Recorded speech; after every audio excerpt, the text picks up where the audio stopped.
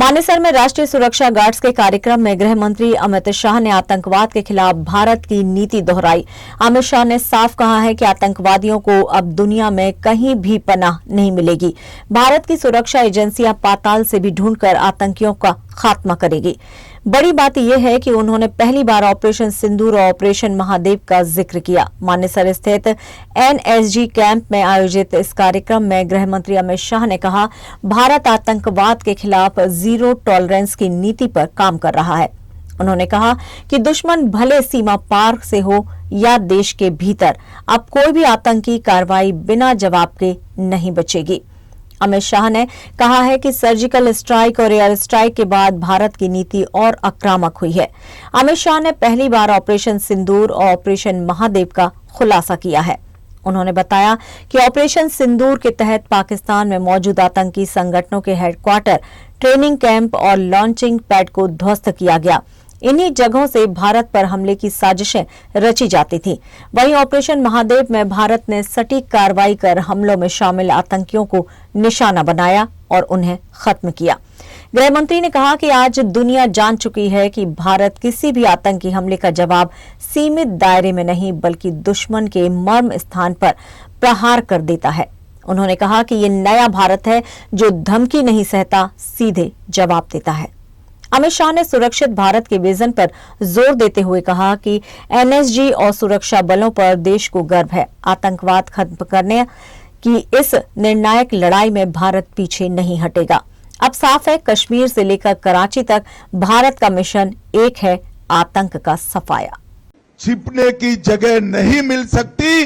भारत की सुरक्षा फोर्स, भारत की सुरक्षा एजेंसियां पाताल से भी ढूंढकर आपको आतंकवादी कृत्य का दंड देने के लिए कृत निश्चयी है।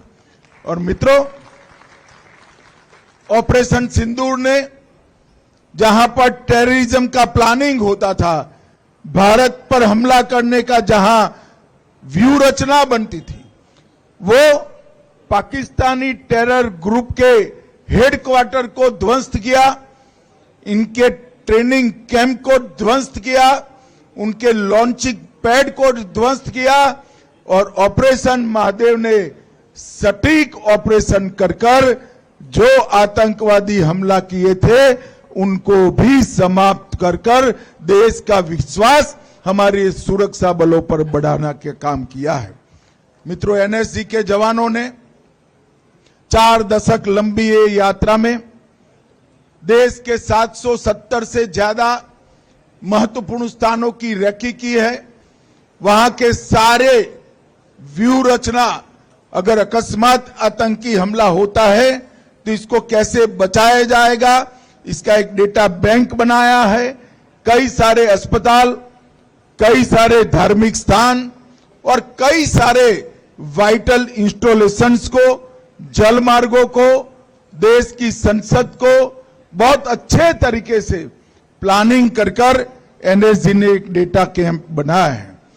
और महाकुंभ हो, पूर्व की रथ यात्रा हो या और धार्मिक मिलावड़े हो, इस सभी को एनएसजी ने वहां रहकर साहस, समर्पण और एक प्रकार से सुरक्षा का प्रतीक बनने का काम किया है।